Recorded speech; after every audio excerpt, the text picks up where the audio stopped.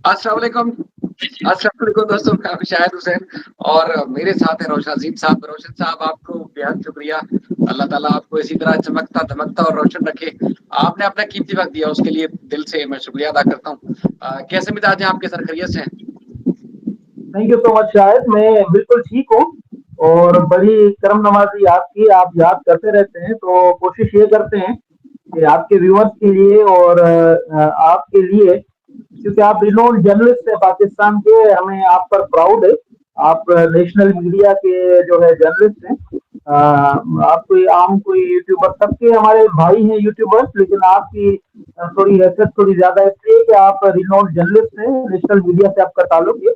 तो कोशिश करते हैं आपके लिए हम टाइम निकालें, तो इसलिए आपका हुक्म हुआ तो हम आ गए। मैं बिल्कुल ठीक हूँ, अल्लाह पाक का शुक्र है। तो उम्मीद करता हूँ कि आपके जो जितने देखने वाले हैं ये भी बिल्कुल ठीक ठाक होंगे।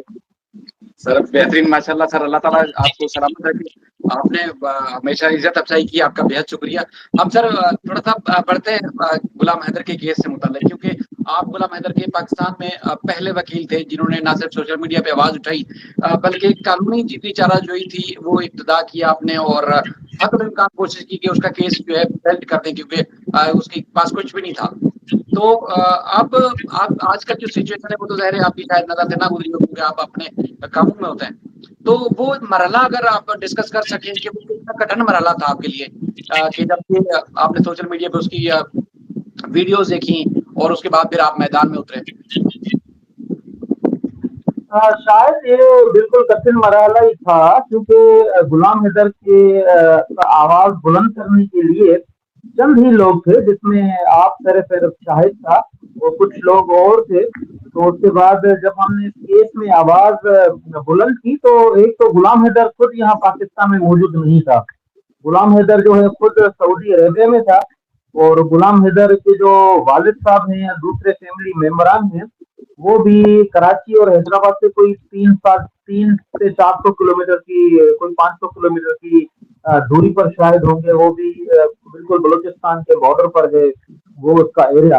तो उनका मेरे पास आना या मेरा उनके पास जाना वो भी बड़ा ही कम होता था। तो इसके लिए जो है बड़ी हमने मसाइल का जो है सामना किया, क्योंकि हमें लोकल पुलिस स्टेशन भी जाना होता था और एसएसपी ऑफिस, जो कंसर्न पुलिस डिपार्टमेंट है, उनके पास जाना होता था, एफआईए के पास जाना होता था, ह्यूमन ट्रैफिकिंग डिपार्टमेंट है उनके पास जाना होता था, अदालतों में जाना होता। तो मरहले बड़े कठिन थे जिनमें से हम गुजरे।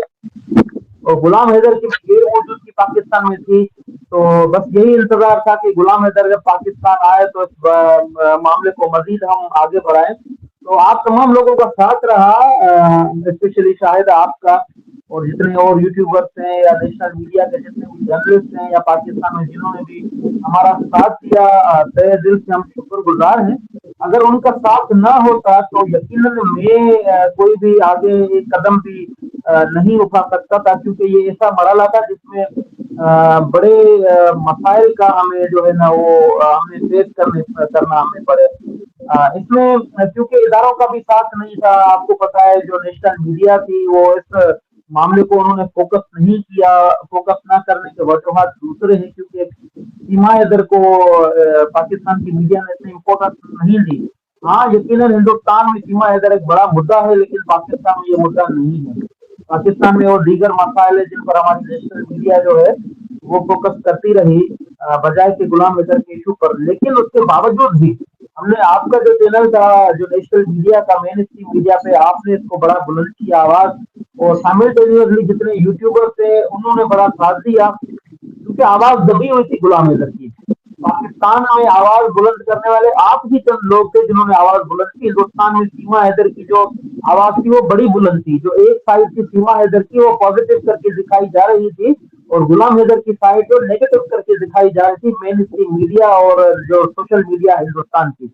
जब आप लोगों ने इसको आवाज बुलंद की, केस को उठाया, हम इसके सामने आए केस में, तो हमने जो है गुलाम हैदर को हमने पेश किया अवाम की अदालत में, हिंदुस्तान की अवाम, पाकिस्तान की अवाम की अदालत में। फिर आप लोगों ने लब्बैक किया, आवाज में आवाज बुलंद की गुलाम हैदर की। तो जो पॉजिटिव साइड थी जिसको नेगेटिव करके दिखाया जा रहा था गुलाम हैदर का, वो सबके सामने आई। फिर पता ये चला कि सीमा जो है उसने धोखा दिया है सिर्फ गुलाम हैदर को, पाकिस्तान की आवाम को, हिंदुस्तानी लोगों को, और हिंदुस्तान के धर्म से भी खिलवाड़ किया।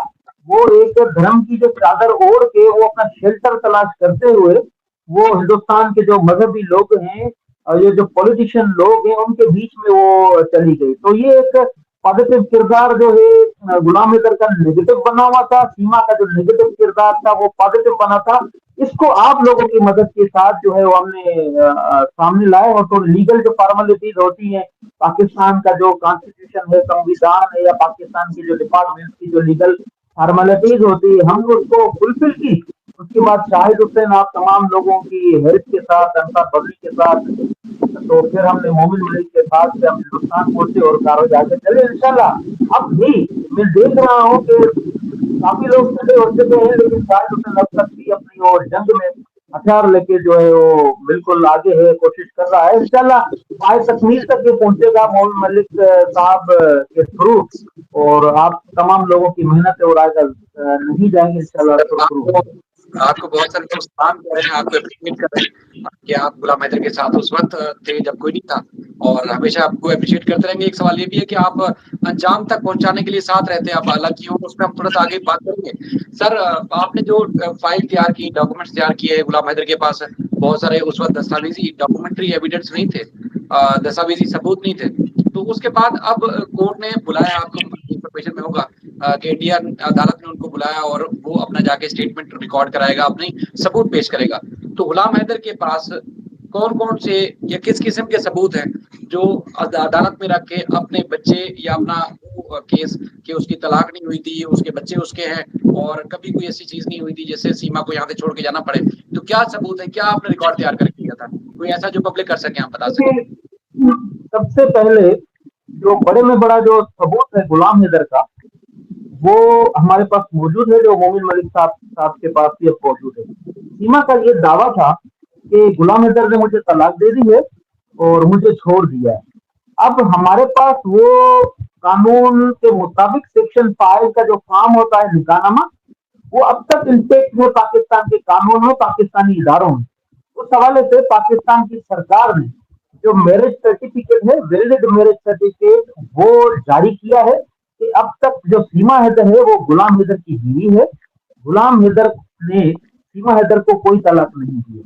अगर तलाक दी होती तो उसका रिकॉर्ड जरूर पाकिस्तानी इदारों में होता। न गुलाम हैदर ने कोई तलाक दी है, न सीमा हैदर ने कोई खुला का सूट फाइल किया। मैं थोड़ा देखने वाले जितने भी हमारे व्यूअर्स हैं या दर्शक हैं उनको ये बताता चलूं कि पाकिस्तान में दो तरह से शादी ब्रेक होती है, शादी टूटती है तो तोड़ी जाती है। एक तो लड़की के पास राइट होता है, लड़की अगर किसी के साथ नहीं रहना चाहती है तो फिर वो फैमिली लॉ ऑर्डिनेंस जो है पाकिस्तान का 1961 में बनाया गया था, उसके तहत वो खुला का सूट फाइल करती है कि अब मुझे इसके साथ, शख्स के साथ नहीं रहना है, इसलिए वो कोर्ट से, काजी से इस्तदा करती है कि मुझे खुला दी जाए, मुझे अलहदगी कानून के मुताबिक दी जाए। उसका पाकिस्तान में कानून बनाया गया है, उसके तहत तो लड़की जो है उसकी खुला हो जाती है अगर वो रहना पसंद नहीं करती है, क्योंकि पाकिस्तान के कानून के आइन के आर्टिकल 9 और 35 के मुताबिक इसका हक है। पहला तो ये लड़की को हक है खुला फाइल करने का। दूसरा हक हस्बैंड को दिया गया है, वो भी पाकिस्तान का जो कानून है, तो मुस्लिम डाइवोर्स जो एक्ट है उसके तहत मर्द को दिया गया है। वो शरई लॉ भी है, इस्लामी शरई कानून भी है कि मर्द 3 मरतबा जो है वो तलाक दे सकता है, फिर अलहदगी हो जाएगी।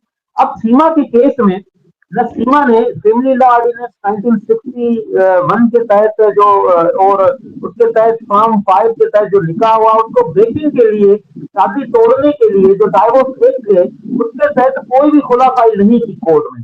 पाकिस्तान की किसी भी अदालत में अब तक सीमा हैदर ने कोई भी खुला का सूट फाइल नहीं किया है। अगर सीमा हैदर ये साबित कर ले कि हिंदुस्तान जाने से पहले सीमा हैदर ने खुला का सूट फाइल कर दिया है तो मोमिन मलिक में शायद इस हट जाएंगे, सीमा सच्ची हैदर और हम सब झूठे। ऐसा कोई खुला का सूट फाइल नहीं किया, पूरे पाकिस्तान में कोई रिकॉर्ड नहीं। दूसरी बात, गुलाम हैदर ने भी कोई तलाक नहीं दी है। गुलाम हैदर की अब तक शादी इंटेक्ट होता ये है, जब मर्द तलाक देता है तो उसके बाद इंटीमेशन दी जाती है लड़की की तरफ से या लड़के की तरफ से, जो सेक्शन 5 जो मैंने भी आपको लॉ बताया, फैमिली लॉ ऑर्डिनेंस 1961 का जो सेक्शन 5 है उसका जो फॉर्म होता है जिसको हम निकाहनामा कहते हैं, उसकी ब्रेकिंग के लिए वो जो यूनियन काउंसिल है उसमें जो है इंटीमेशन दी जाती है। ऐसी इंटीमेशन पूरे पाकिस्तान में कहीं भी नहीं दी गई। इसका मतलब है न गुलाम हैदर ने तलाक दी, न सीमा ने खुला ली, और पाकिस्तान की सरकार ने एक लेटर जारी किया है, मैरिज वैलिड सर्टिफिकेट जारी किया है। ये है पिली। अब ये साबित करेगा कि अब तक जो है वो शादी इंटेक्ट है गुलाम हैदर की और सीमा हैदर की। अब शादी के ऊपर सीमा ने शादी की है क्योंकि ये पाकिस्तानी खातून है, पाकिस्तान का कानून इस पर अप्लाई होगा। पाकिस्तान पीनल कोड का सेक्शन 494 ये कहता है, जो कभी इंडियन पीनल कोड भी हुआ करता था हिंदुस्तान में भी है, पाकिस्तान पीनल कोड का सेक्शन 494 वो ये कहता है अगर कोई भी औरत या कोई मर्द शादी होते हुए दूसरी शादी करेगा तो उस पर सेक्शन 494 अप्लाई होगा और उसको 7 साल सजा होगी, उसको और उससे शादी करने वाले शख्स को। तो सर ये सीमा हैदर की जो जी जैसे एक चीज सीमा हैदर की जो पिल्ली है ना शायद वो पिल्ली ही झूठी है। तो इसलिए सीमा हैदर का जो केस है इस पहली पॉइंट पर ही जो लोकल लॉ है पाकिस्तान का, हिंदुस्तान का, उसमें ही झूठा हो जाएगा। उसके बाद तो और बहुत सारे कानून तोड़े गए हैं जिसमें फॉरेन एक्ट तोड़ा गया, इंडो नेपाल की 1952 वाली जो ट्रीटी है हिंदुस्तान और नेपाल के लोगों के फैसिलिटेट करने के लिए वो तोड़ी गई। वो बहुत सारे कानून तोड़े गए, पाकिस्तान का पासपोर्ट एक्ट तोड़ा गया, पाकिस्तान का इमिग्रेशन लॉ तोड़ा गया, हिंदुस्तान का इमिग्रेशन लॉ तोड़ा गया, बहुत सारे कानून तोड़े गए। सर मैं ये कह रहा था कि जो चूंकि वहां पर जाने के बाद तो बहुत सारे हालात ऐसे हुए कि वहां पर तो एक जो शादी थी या जो डॉक्यूमेंट्स है उनको तो तस्लीम ही नहीं करना, इवन के ये जो शरारती कार्ड था गुलाम हैदर के पीछे वो या फिर पासपोर्ट वो भी मजबूरन बनवाने पड़े, ये तासुब देने की कोशिश की गई। लेकिन मेरा ये सवाल है कि जो डॉक्यूमेंट्स पाकिस्तान के गुलाम हैदर के पास होंगे क्या इंडियन कोर्ट्स या वहाँ के जो डिपार्टमेंट है वो कबूल करेंगे एज ए मतलब पाकिस्तानी जो एक नेशन के दस्तावेजात हैं या पाकिस्तान की गवर्नमेंट के जो दस्तावेजात जो गुलाम हैदर को जारी होते हैं वहाँ कबूल किए जा सकते हैं? ये शायद बिल्कुल किए जा सकते हैं क्योंकि पाकिस्तान और हिंदुस्तान में जो फौजदारी कानून और जो दीवानी कानून यानी जो क्रिमिनल लॉ या जो सिविल लॉ है ये वही कानून चल रहे हैं अब तक जो हमें अंग्रेजों से इनहेरिटेंसी में मिले थे। क्रिमिनल प्रोसीजर कोड पाकिस्तान और हिंदुस्तान का सेम है, इंडियन पीनल कोड जो पाकिस्तान पीनल कोड है वो भी सेम। अब जो सिविल प्रोसीजर कोड है वो भी हिंदुस्तान का पाकिस्तान का वही है, सेम है। अब सिविल प्रोसीजर कोड भी हमें ये कहता है कि किसी फॉरेन कोर्ट का या किसी फॉरेन मुल्क की किसी वैल्यूएबल इदारे का कोई डॉक्यूमेंट है तो वो आपके जो अदालत है उसमें एप्लीकेबल होगा। अब पाकिस्तान से जितने जारी करदा डॉक्यूमेंट्स हैं वो हिंदुस्तान की अदालतों में सिविल कोर्ट में एप्लीकेबल है। हाँ, अगर चाहती है हिंदुस्तान की अदालत तो उसको वेरीफाई कराया जा सकता है, वहां से कोई लेटर जारी करेगी तो वेरिफिकेशन भी हो जाती है। जैसे हम मोस्टली जब हिंदुस्तानी जो जितने फिरंदर्स होते हैं, जो मछेरे होते हैं, फिशरमैन होते हैं या कोई बॉर्डर क्रॉस करके आ जाते हैं गलती वगैरह तो उसके हम केसेस फाइल करते हैं तो उसमें भी हम वेरिफिकेशन हो जाती है कि FIR हिंदुस्तान में काटी गई, कोई मेंटल इल है तो उसकी वेरिफिकेशन हम करा लेते हैं, इसमें कोई बड़ी बात नहीं है। डॉक्यूमेंट्स वो जो है वो वहां पर एप्लीकेबल जरूर है। सर जैसे उन्होंने पता चला कि बच्चों की अडॉप्शन डीड बनवा ली कि बच्चे जो सचिन है उससे अडॉप्ट कर लिए हैं, और उसके अलावा जो 12 मार्च को एक शादी इलीगल तरीके से की गई है, ड्रामा किया गया, उसका भी उन्होंने कोर्ट के वहां से कोर्ट से कुछ डॉक्यूमेंट बनवा लिए जी अब सचिन की वाइफ हो गई है। तो वो उन डॉक्यूमेंट्स की मौजूदगी में ये डॉक्यूमेंट्स कोर्ट चेक कर सकती है कि हाँ वो फेक है और ये असली है, और या ये असली है वो फेक है? एडॉप्शन के हवाले से हिंदुस्तान में 2 कानून मौजूद हैं। एक तो बच्चों की एडॉप्शन के लिए एक स्पेशल लॉ हिंदुस्तान में बनाया गया है। अब सीमा हैदर के जो गुलाम हैदर के बच्चे हैं उनकी एडॉप्शन के लिए वो कानून अप्लाई नहीं किया गया है। अप्लाई तब होगा जब कोई वली नहीं होगा, जब गार्जियन नहीं होगा। इनका बायोलॉजिकल गार्जियन गुलाम हैदर मौजूद है। अब जब एक बायोलॉजिकल गार्जियन मौजूद है तो उसकी मौजूदगी में वो गार्जियन अपॉइंट नहीं कराया जा सकता। हाँ, अदालत को ये एक तरह जरूर है, गार्जियन एंड वार्ड एक्ट जो है वो हिंदुस्तान में है, वो पाकिस्तान में भी सेम है, जो भी इनहेरिटेंसी में हमें मिला है। हाँ, एक तो स्पेशल लॉ के तहत वो अडॉप्ट कराते, गार्जियन का जो लॉ है अडॉप्शन बच्चों की, उसका लॉ के तहत वो प्रोसीजर अडॉप्ट करते, वो भी नहीं किया गया। और गार्जियन एंड वाक एक्ट के तहत जो वली मुकर्रर किया जाता है तो वो भी गुलाम हैदर के केस में, गुलाम हैदर के बच्चों के केस में वो फॉर्मेलिटीज अदालत के थ्रू पूरी नहीं की गई है। तो अगर ये कहना कि बच्चों के कागजात बनाए गए अदालत से रुजू किए बगैर, तो उसकी कोई कानूनन हैसियत नहीं है।